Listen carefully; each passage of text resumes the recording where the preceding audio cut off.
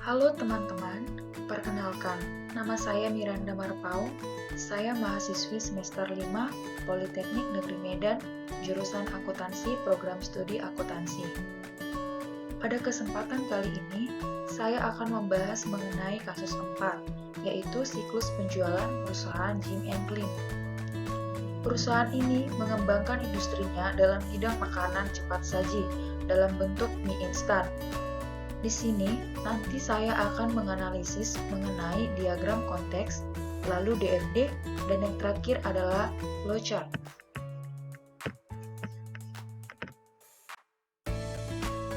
Yang pertama, saya akan membahas diagram konteks. Diagram konteks di sini akan saya jelaskan mulai dari pelanggan melakukan pesanan hingga penagihan dan penerimaan kas. Arus data pertama dimulai dari pelanggan melakukan pesanan, lalu data pesanan tersebut akan diteruskan ke bagian penjualan, dan bagian penjualan akan membuat dan mencetak 7 bagian pesanan penjualan. Selanjutnya, sistem akan mengirim salinan penjualan tersebut ke gudang. Lalu, gudang akan mencetak voucher jurnal dan mengirimkan barang dan slip pengepakan ke bagian pengiriman. Lalu, bagian pengiriman akan membuat 2 bill of lading. Selanjutnya, bagian akuntansi akan menerima salinan yang dibuat bagian penjualan dan voucher jurnal yang dibuat gudang untuk mengupdate jurnal penjualan dan buku besar. Kemudian, sistem akan mengirim cek-cek dan setoran ke bank. Selanjutnya, bank akan mengirim laporan bank. Selanjutnya, saya akan menjelaskan DFD level 0. DFD level 0 terdiri dari 3 sistem, yaitu 1.0 membuat data pesanan, 2.0 pengiriman barang, dan 3.0 penagihan dan pengiriman kas. Diawali dengan proses pembuatan data pesanan yang berasal dari pelanggan, yang kemudian akan diteruskan ke bagian penjualan. Kemudian, bagian penjualan akan melihat data master pelanggan dan data master penjualan. Untuk selanjutnya akan membuat dan mencetak 7 bagian pesanan penjualan. Selanjutnya, salinan tersebut akan dikirimkan ke sistem 2.0, yaitu pengiriman barang. Dan salinan tersebut akan diteruskan ke bagian gudang, yaitu slip pengeluaran persediaan, slip pengepakan, dan arsip file. Lalu, gudang akan melihat data persediaan barang. Jika barang tersedia, maka pemrosesan pesanan akan dilanjutkan, dan barang dan slip pengepakan akan dikirimkan ke bagian pengiriman. Sistem akan melakukan pengecekan ke bagian pengiriman, dan bagian pengiriman membuat dan mencetak 2 bill of lading yang akan dikirimkan ke kurir. Jika barang sudah dikirim oleh kurir, maka bagian persediaan akan mengirimkan bukti pengiriman ke sistem dan mengirimkan salinan pengeluaran persediaan ke bagian akuntansi. Sistem juga mengirimkan faktur penjualan ke bagian akuntansi untuk dilakukan pembaruan buku besar. Selanjutnya, masuk ke sistem 3.0, yaitu penagihan dan pengiriman kas, di mana bagian umum menerima cek dan slip pembayaran. Lalu, bagian umum akan membuat 2 slip setoran. Satu salinan slip setoran itu beserta dengan cek pelanggan ke bank. Slip setoran dan pemberitahuan pembayaran akan dikirimkan ke bagian akuntansi untuk melakukan pembaruan jurnal penerimaan kas dan buku besar. Terakhir, bank akan mengirimkan laporan bank dan mengembalikan slip setoran ke bagian akuntansi.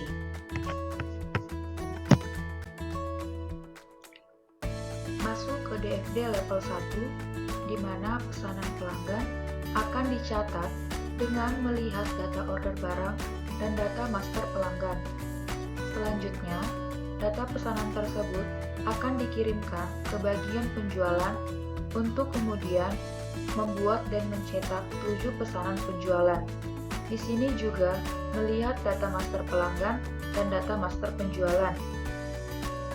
7 salinan 7 salinan pesanan penjualan tersebut adalah slip pengeluaran persediaan, slip pengepakan, faktur, salinan buku besar, dan 3 salinan file yang nantinya akan dikirimkan ke bagian yang lain.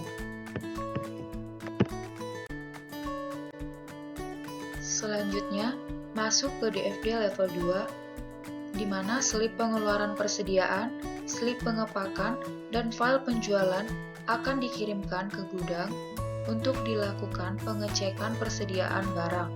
Kemudian, sistem akan melihat data persediaan barang. Jika barang tidak tersedia, maka pesanan akan ditolak. Namun, jika barang tersedia, maka akan meneruskan barang dan slip pengepakan ke bagian pengiriman.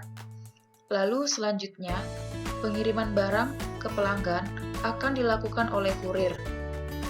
Dan kurir akan menerima cek dan slip pembayaran yang diberikan pelanggan.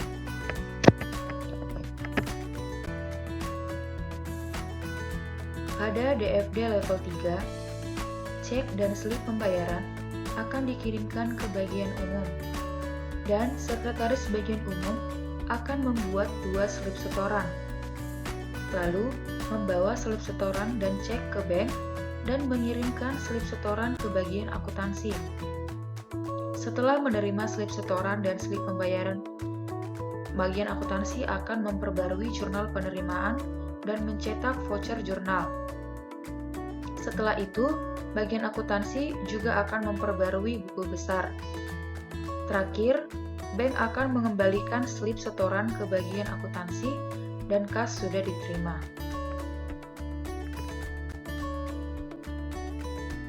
Oke, selanjutnya yang terakhir adalah flowchart. Di flowchart, dimulai dari pelanggan melakukan order barang, lalu melakukan pengisian formulir order. Kemudian, formulir pengorderan barang yang sudah fix akan dikirimkan ke bagian penjualan. Maka bagian penjualan akan menerima dan mencatat pesanan tersebut. Kemudian, bagian penjualan akan membuat 7 salinan pesanan penjualan. Salinan file yang terakhir akan disimpan dalam file M. Salinan untuk pengeluaran persediaan, slip pengepakan, dan file pesanan penjualan akan dikirimkan ke gudang. Ketika bagian gudang menerima salinan tersebut, maka barang terkait akan diambil.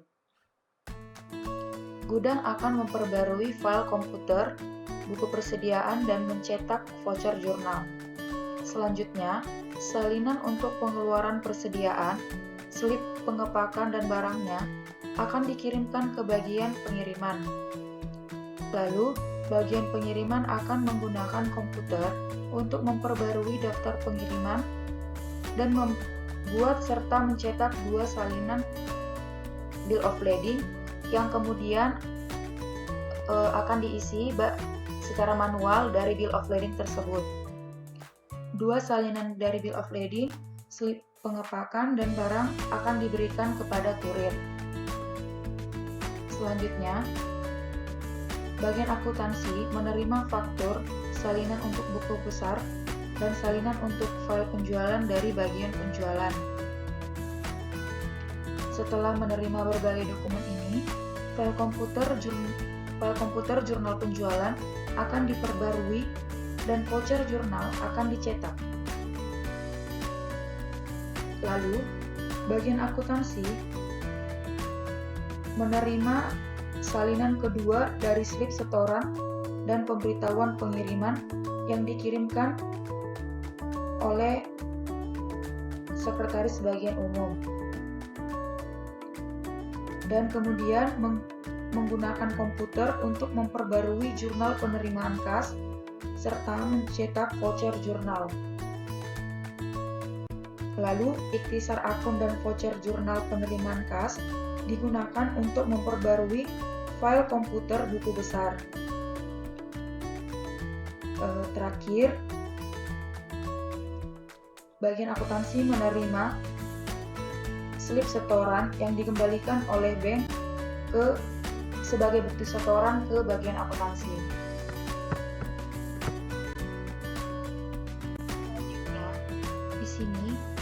Bagian Sekretaris Bagian Umum menerima surat yang berisi cek-cek dan slip pemberitahuan pembayaran.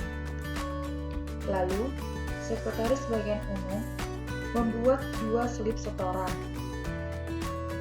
Sekretaris tersebut bertanggung jawab membawa 1 salinan dari slip setoran itu bersama dengan cek pelanggan ke bank. Salinan kedua dari slip setoran dan pemberitahuan pengiriman yang dikirimkan ke bagian akuntansi untuk menunjukkan bahwa cek tersebut telah diterima dan disetor ke bank. Terakhir, bank akan mengembalikan slip setoran ke bagian akuntansi sebagai bukti setoran yang akan direkonsiliasi dengan slip setoran yang telah disimpan.